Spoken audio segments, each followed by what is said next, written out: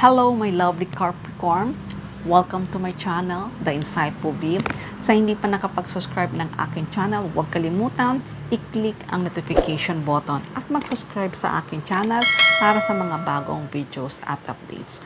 Okay, Capricorn, alamin na natin ngayon ang mensahe para sa iyo. Capricorn, ano nga ba ang message for Capricorn?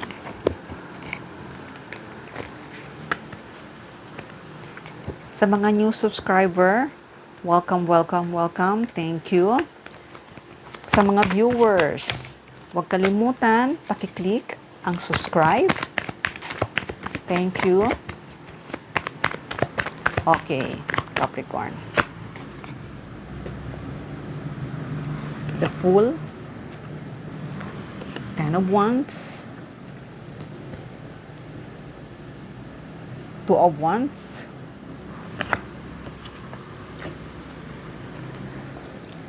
the Hangman, King of Swords, Star, Judgment, Three of Swords, and Five of Wands. Okay, Capricorn. Capricorn, sa nakikita ko ay talagang may darating sa iyong pagbabago. Itong pagbabago na to ay talagang magugulat ka na lang. Kasi alam ko na matagal mo na tong pinagplanuhan. Kaya kung dati ay may plano ka, pero hindi matuloy-tuloy, kasi maaaring nagdadalawa ka ng isip kung mag-work ba to or hindi. Pero itong dati ay talagang iniisip mo na hindi ito mag-work. Sa nakikita ko ay kapag inisip mo na hindi mo mag-work, talagang hindi talaga siya mag-work. Pero pag inisip mo na mag-work, talagang mag-work ito para sa'yo. Kaya sa nakikita ko, Capricorn, ay talagang marami ka ng sinubukan. Pero talagang dumaan ka sa failure, dumaan ka sa nahirapan ka. Kaya ngayon talagang inisip mo na hindi ka muna kumilos or gusto mo munang mapag-isa ka. Pero huwag kang mag-alala, Capricorn, dahil sa nakikita ko na yung pinagdaanan mo ay isang pagsubok lang. Kasi talaga nakikita ko talaga na marami kang competition, pero hindi nag-workout.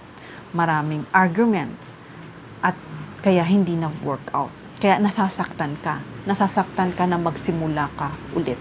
Pero sa nakikita ko, kung ano man yung pinaplano mo sa ngayon, na kung gusto mo na magsimula ka ulit, ay nakikita ko ay talagang itong iniisip mo ay talagang ibig sabihin ko talagang magsha-shine. Kaya sa ngayon ay huwag kang ma-stop. Talagang kung ano man pinaplano mo ay go ka lang. Go ka lang. Alam ko sa una mahirap lang yan. Pero nakikita ko na mag-take off leap of faith ka. Mag-take off leap of faith ka. Kahit nahihirapan ka, go ka pa rin sa decision mo. Kasi hindi mo pala inaakala na itong pagkakamali mo ay lalong mai-improve yung mga magaganda na hindi mo alam. Kaya it's time na para umalis ka sa comfort zone mo kung natatakot ka na magsimula ka ulit dahil nga nasaktan ka na, dahil nga marami kang competition or maraming naiinggit sa'yo, pero huwag kang mawalan ng pag-asa. It's time na para umalis ka sa comfort zone mo at mag-leap of faith ka. Kahit dati ay nahirapan ka, pero this time nakikita ko ay talagang magsha-shine ka. Huwag kang mawalan ng pag-asa. Kaya kung ano man pinaplano mo, kung may pinaplano kang ABC, yung A ay hindi nag-click or yung B hindi nag-click, pero nakikita ko itong pinaplano mo ay talagang seryoso ka na. Seryoso ka na na talagang ito na talaga. Kaya Capricorn, sa nakikita ko, go ka lang. Mag-take of leap of faith ka. Umalis ka sa comfort zone mo dahil ito na ang time. Ito na ang time para ikaw ay mag-shine. Kaya kung dati ay may mga plano ka na hindi natutupad, maraming delays, maraming obstacle o maraming taong gumugulo sa isipan mo o marami kang problema, pero this time ay talagang makikita ko naman na ngayon ay handa ka na para makamit mo yung mga pangarap mo. Mag-faith ka na kaya mo yan kasi nakikita ko talagang ito na yung time. Ito na yung time para makaalis ka sa comfort zone mo. Kaya Capricorn, kung ano man yung pinapangarap ko, nakikita ko na talagang magkakaroon ng katuparan. Kaya kahit na marami kang pinagdaanan at naging malungkot ka, okay lang yan. Pero this time, nakikita ko na talaga magiging seryoso ka na at magiging organized ka na.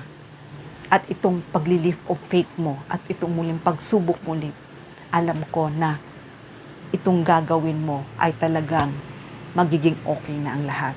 Kaya Capricorn, kung ano mang pinaplano mo, go. Okay?